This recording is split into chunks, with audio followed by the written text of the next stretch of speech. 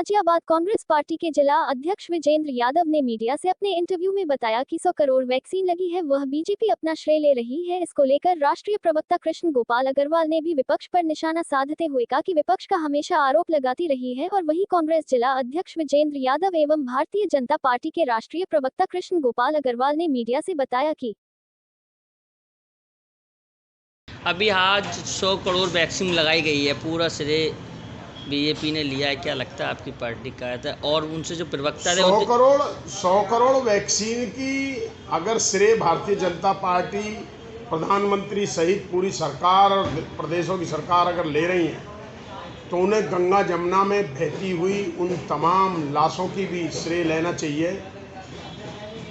Corona काल में एक पैरासीटामोल की टैबलेट, एक बेड, एक ऑक्सीजन सिलेंडर ना दे सकी जो सरकार, वो आज 100 करोड़ वैक्सीनेशन की श्रेय ले रही है।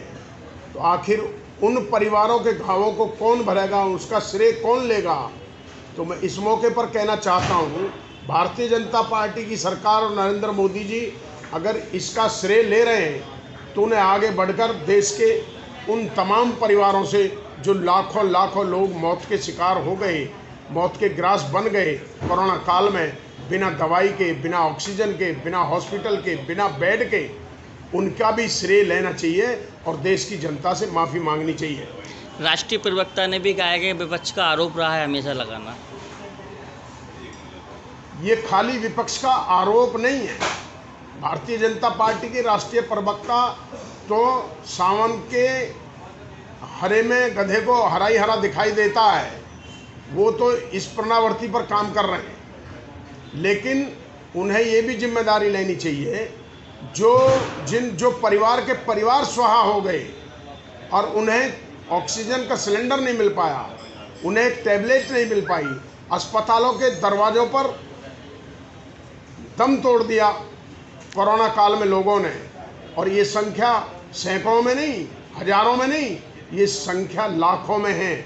आज वो परिवार खून के आंसू रो रहे हैं, वो परिवार पूछ रहे हैं कि आखिर 100 करोड़ वैक्सीन का श्रेय लेने वाली भारतीय जनता पार्टी, जो गंगा और जमुना में हजारों हजार लाशें बही, कोई शमशान खाली नहीं बचा, कोई कब्रिस्तान खाली नहीं बचा, वहाँ जगह नहीं बची, इतने लोगों की मौतें हुई हैं, आखिर उसका श्रेय भारतीय जनता पार्टी कब लेगी?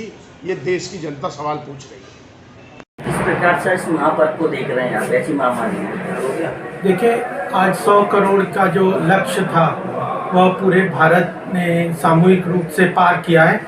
यह एक महत्वपूर्ण पड़ाव है भारत के लिए और यह एक संदेश भी देता है पूरे देश को कि आपदाओं के बाद भी जो है भारत एक सामूहिक रूप से उन आपदाओं को पार करके मजबूती से आगे निकलता है। और आज जैसे मनसुख मांडविया जी भी पीछे बोल रहे थे, प्रधानमंत्री जी भी बोलते हैं, आदरणीय योगी जी भी बोलते हैं कि भारत विपदाओं से दबने वाला नहीं बल्कि उनको पार करके और तेजी से आगे बढ़ने वाला है।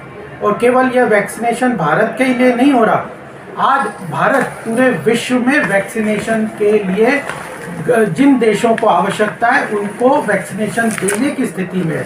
तो यह एक महत्वपूर्ण बात है और WTO, WHO, वर्ल्ड ऑर्गेनाइजेशंस ने भारत की इस पहल को बहुत सराहा है और यह मानते हैं कि जो अभी भारत की पहल है कि हम पेटेंट को बिल्कुल ख़त्म करके विश्व स्तर पे इस आपदा से देश को, विश्व को निजात दिलवाएंगे। तो यह एक महत्वपूर्ण पड़ाव देश में इस 100 करोड़ की वैक्सीनेशन के बाद पूरा हो रहा है। मैं बहुत शुभकामनाएं देना चाहता हूं देशवासियों को। और आज यह जो गाजियाबाद में कैलाश मानसरोवर का यह जो स्थान है, ऐसे पवित्र स्थान पर हम लोग यहाँ पे आए सामूहिक रूप से। मयंक जी हैं, अपने अध्यक्ष जी, राष्ट्रीय अध्यक्ष जी हैं। विपक्षी पार्टी को कहना है कि पूरा श्रेय भाजपा ले रही है, केंद्र सरकार। भाजपा क्या श्रेय ले रही है? वो लोग जो विपक्ष ने इस पूरी वैक्सीनेशन ड्राइव के ऊपर प्रश्न चिन्ह खड़े किए, जो अखिलेश यादव जी ये कह रहे थे कि मैं भाजपा की वैक्सीन नहीं लगाऊंगा, तो कौन कह रहा है? हमने तो कभी नहीं कहा कि भाजपा की वैक्सीन है। अखिलेश यादव और विपक्ष के लोग इस बात को कह रहे थे। राहुल गांधी और सोनिया गांधी से यह प्रश्न होना चाहिए कि क्यों उन्होंने वैक्सीन हेजिटेंसी को क्रिएट करने की कोशिश की और ऐसी आपदा को भी अपनी पॉलिटिकल एम के लिए इस्तेमाल करने का प्रयास किया। यह पूरा श्रेय पूरे देशवासियों को जाता है। किस प्रकार से एक संदेश देना चाहेंगे लोगों को भी कोविड से बचने? देखिए, तीसरी वेव का अंदेशा अभी गया नहीं है। यह आपदा अभी हमारे बीच में फैल सकती है, लेकिन हमारे सामूहिक प्रयत्न से और कोविड अप्रोप्रिएट बिहेवियर से हम इस आपदा को पूरा समाप्त करने में सक्षम होंगे। लेकिन वैक्सीनेशन उसमें एक महत्वपूर्ण योगदान दे रहा है, लेकिन अभी अपनी जो सावधानी है उसको नहीं छोड़ना चाहिए।